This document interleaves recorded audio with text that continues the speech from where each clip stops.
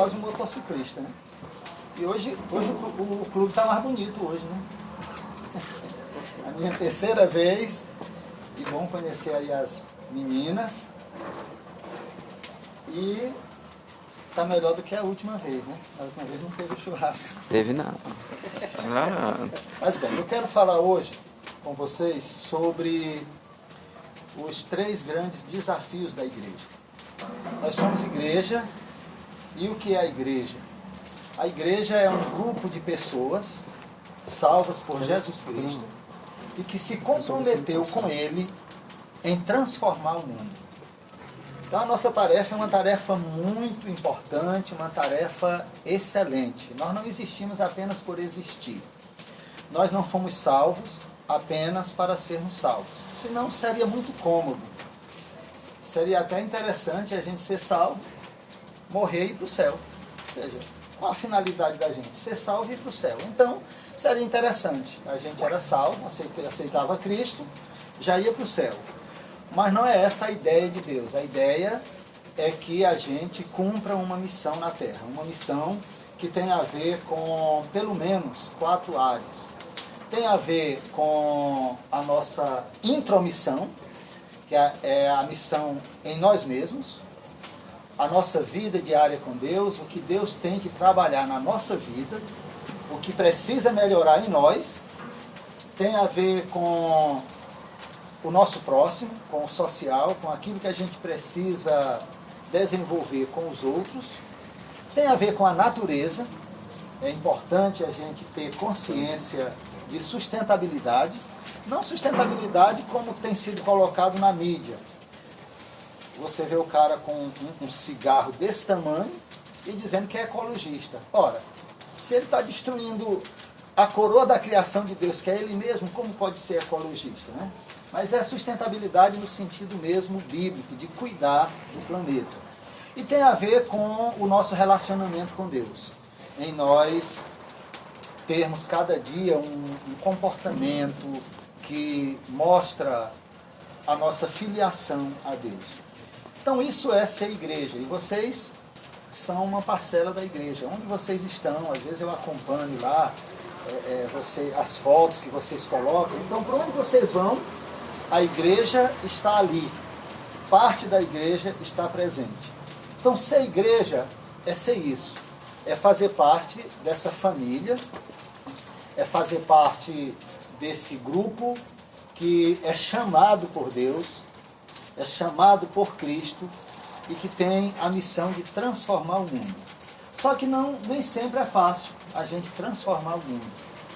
Não é fácil porque às vezes nós não transformamos, não passamos nem nós mesmos pela transformação. Nem sempre nós temos respostas para o mundo, porque às vezes nós não encontramos respostas ainda para nós.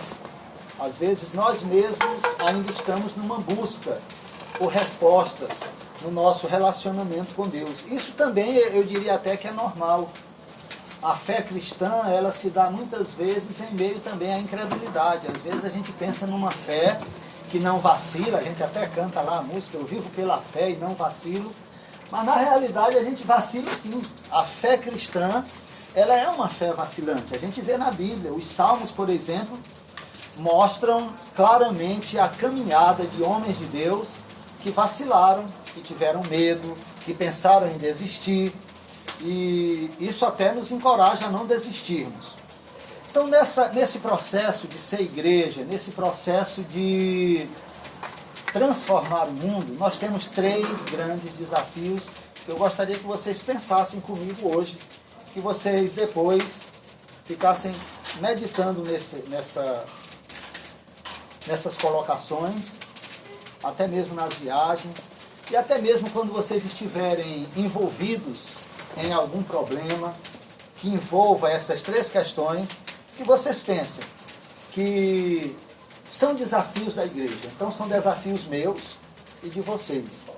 E que o fato de nós sermos imperfeitos acaba potencializando esses desafios. O fato de nós sermos imperfeitos acaba nos colocando muitas vezes em linha de choque uns com os outros e com essa verdade da palavra de Deus. Mas o que nos alivia é que Deus queria e sempre quis, sempre a ideia de Jesus foi trabalhar com pessoas imperfeitas. Tá? Se Deus quisesse trabalhar com pessoas perfeitas, Ele não ia trabalhar com ninguém na terra, para começar. Todos nós estaríamos fora. Mas a ideia de Jesus é de trabalhar com pessoas imperfeitas. Com pessoas que fracassaram na vida, com pessoas que carregam marcas do passado, lembranças. Por isso que a vida cristã é um processo, é uma caminhada. A vida cristã não é um acampamento. A gente para, tem esses momentos em que a gente para, mas a vida cristã não é um acampamento. Por isso que Jesus, quando ele está chamando os discípulos, ele diz, se alguém quiser o quê? Me seguir. Ou seja, Jesus anda, Jesus está em movimento. E a igreja está em movimento. Digamos que vocês vão, não sei se vocês pensam em ir no sítio do Bosco, né? Parece até que eu estou sabendo. Né? Mas vocês combinam, vamos para o sítio do Bosco. Aí vocês saem daqui. Dependendo do horário, vocês chegam lá em Campo Maior. Rapaz, vamos, se fora do almoço, vamos comer uma carne de sol, né, Maior? Campo Maior. Aí o que vocês fazem? Uma parada. Mas ali não é o lugar de vocês, nem é o alvo de vocês. Logo depois vocês seguem. E lá na frente, o pneu de uma moto baixou, aí vocês param, veem qual é o problema e prosseguem. Assim é a vida cristã. Não é um acampamento, é uma caminhada. Por isso Jesus está sempre em movimento, está sempre chamando. Venham, sigam-me, e quem quiser ser discípulo de Jesus tem que estar preparado para seguir. Então, quais são os 3 grandes desafios da igreja? Em Mateus, aqui no capítulo 17, aliás, no capítulo 16, versículo 18, ele diz assim, Mateus 16, 18. Eu lhes digo que você é Pedro, e sobre esta pedra edificarei a minha igreja, e as portas do inferno não poderão vencer. Então, Cristo estabelece a igreja, já sabendo que nós iríamos enfrentar problemas, por isso ele disse, eu vou estar com vocês todos os dias, e como igreja, nós vamos trabalhar então 3 pontos que são os nossos grandes desafios. O primeiro é a conversão. Primeiro grande desafio da igreja, gente, é a conversão. Nós lidamos todo dia com pessoas que ainda não são convertidas. Às vezes até nós. Lembra quando a gente era jovem? Alguns aqui ainda são jovens, né? Mas quando eu era jovem, que tinha alguma coisa na igreja, vai te converter. Acho que ainda hoje as pessoas dizem isso. Esse cara não é converte nada, vai te converter.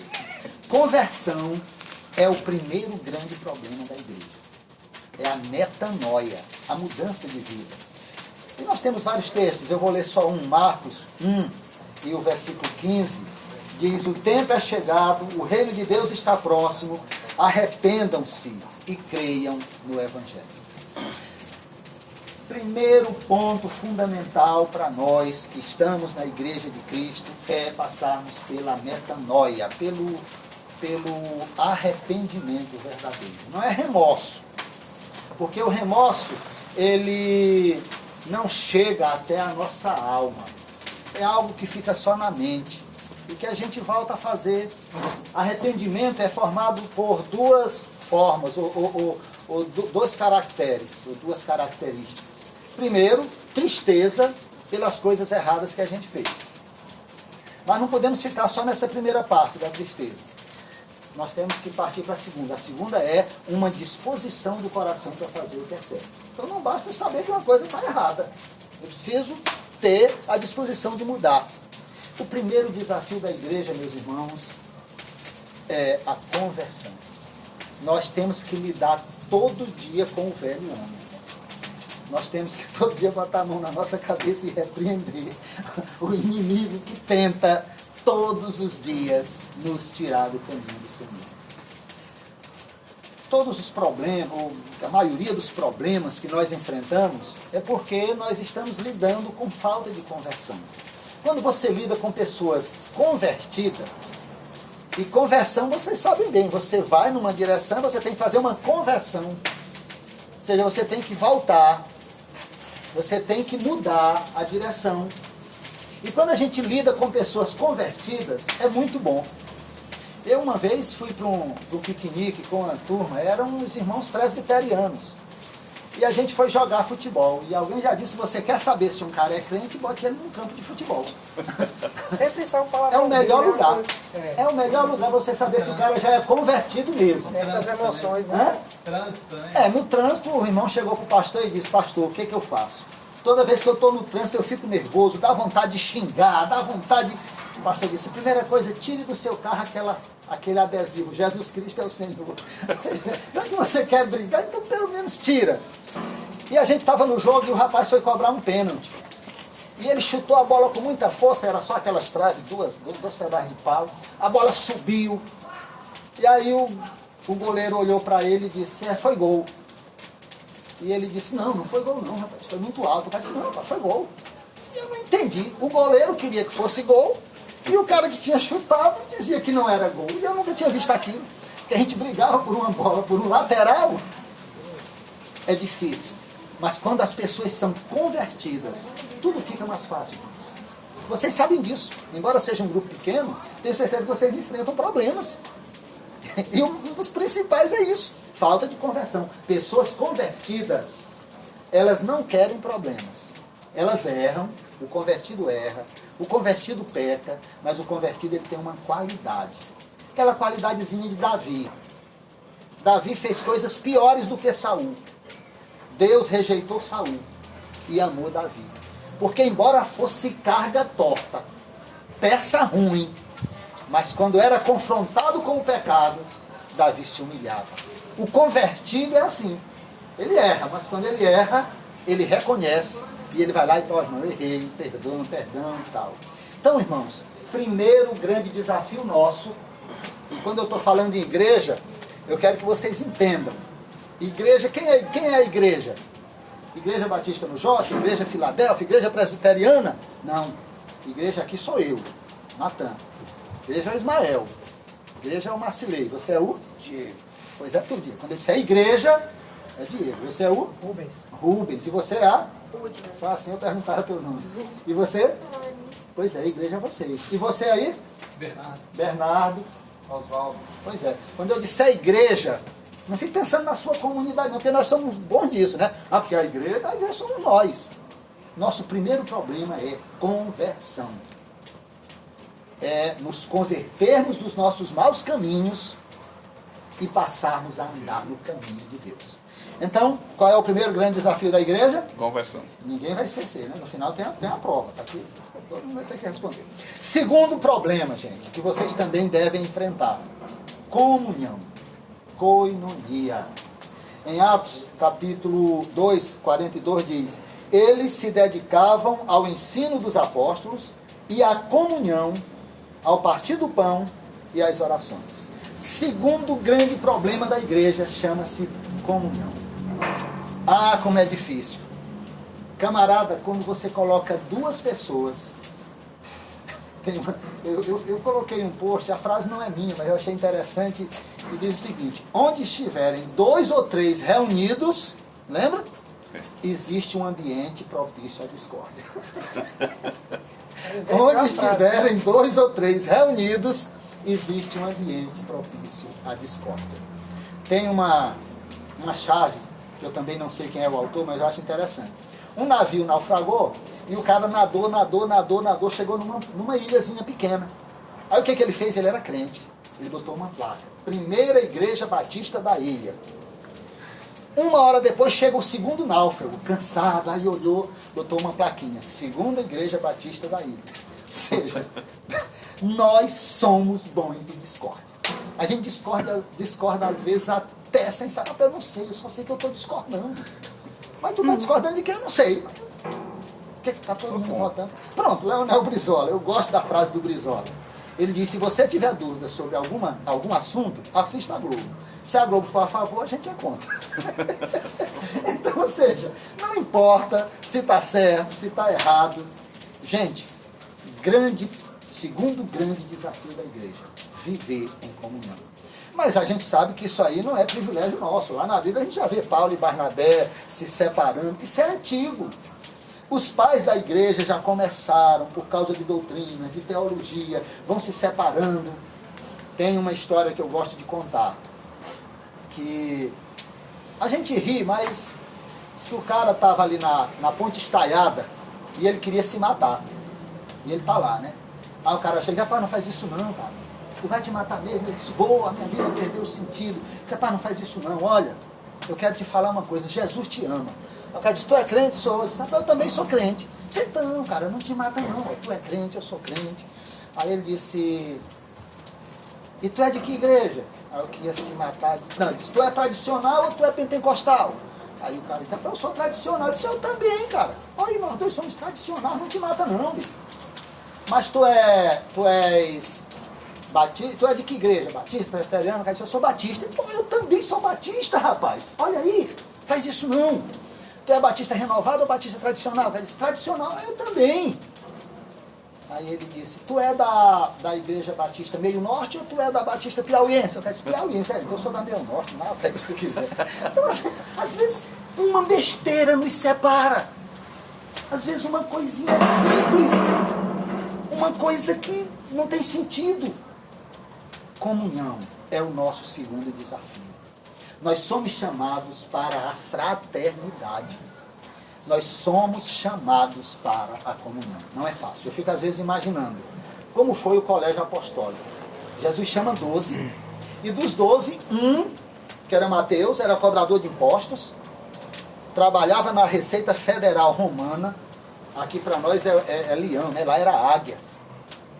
O outro era Zelote. O Zelote era um reacionário. Era a mesma coisa de você pegar um cara do PSTU e botar junto com um do PSL. Era um negócio complicado. Mas eles conviveram em comunhão. Eles andaram em comunhão. Não importa as nossas diferenças.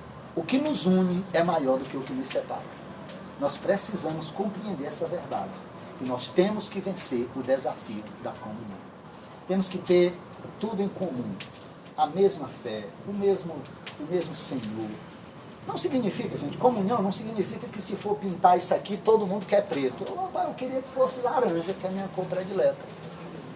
Não tem problema. Agora, se a maioria quer preto, então eu aceito o que a maioria quer. Acabou. Ah, não, vamos fazer uma viagem. Vamos para onde? Vamos para Fortaleza. Ah, não, mas a gente queria ir para Camusim. Então vamos lá, a maioria quer ir para cá, então vamos. Comunhão é a gente aprender que o que nos une é maior do que o que nos separa. Que Cristo é maior que as nossas desavenças, que a nossa vontade pessoal. Por isso que Jesus ele diz uma coisa interessante. Ele diz, se alguém quer vir após mim, a si mesmo, se negue. Dia a dia tome sua cruz e siga. Ou seja, você não pode tomar a cruz sem primeiro negar a si mesmo. Enquanto eu não nego a mim mesmo, eu não tenho condições de tomar a cruz. Enquanto o meu ego estiver vivo, estiver forte, eu não estou capacitado para tomar a cruz. Por isso Jesus coloca tudo na ordem.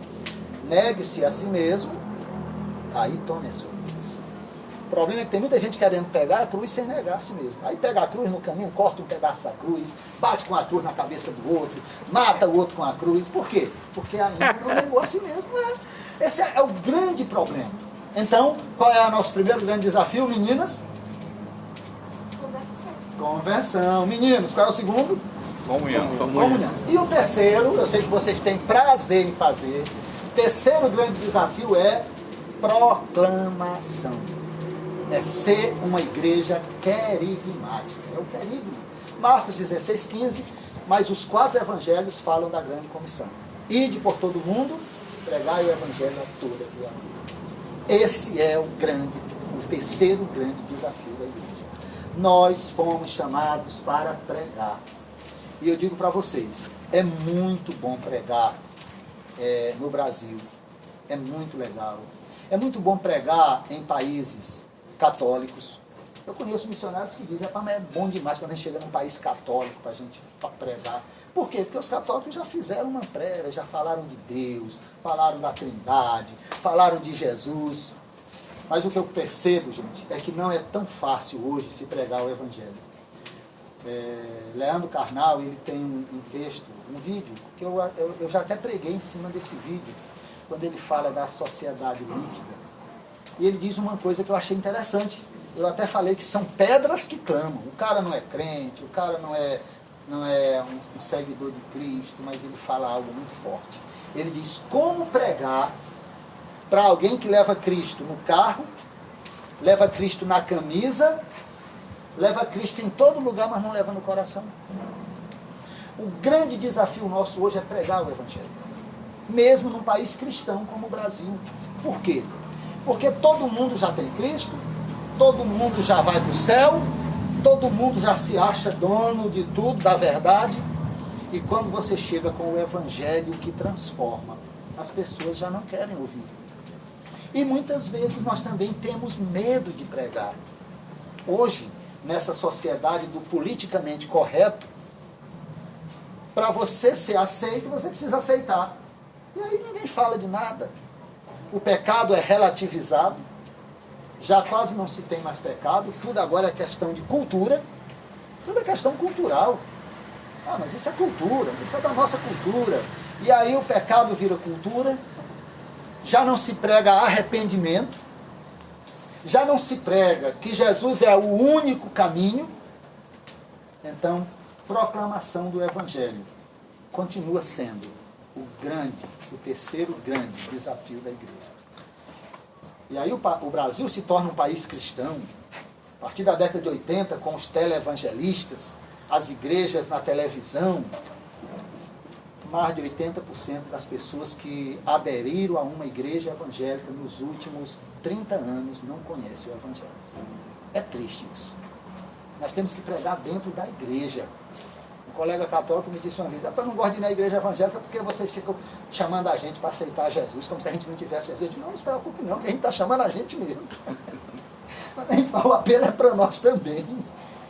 Igrejas que não conhecem o Evangelho, conhecem prosperidade, conhecem o óleo ungido, conhecem o manto santo, conhecem o toque do chofar, conhece a vassoura que varre o pecado, conhece a maçã do amor, o cajado de Jacó, a rosa de Saron, o óleo ungido de Israel, mas não conhece Jesus. Porque se conhecessem Jesus, passariam pelo primeiro desafio, que era a conversão. Pode ter certeza disso. Então, eu e você temos esse grande desafio. O desafio de proclamar. Proclamar a palavra verdadeira. Com amor, mas com verdade. Com amor, mas com sinceridade. Sem mudarmos o Evangelho. Sem enlarguecermos a porta. Eu não estou falando de usos e costumes. Não é isso não tem nada a ver. Achei legal ali o cabelo azul da menina. Me lembrei da minha menina que uma vez ela queria pintar o cabelo de azul. E um irmão da igreja, muito, sabe, sério, aquela coisa, mas isso não pode, a jovem pintar o cabelo de azul. Aí eu descobri que ele pintava o dele de preto.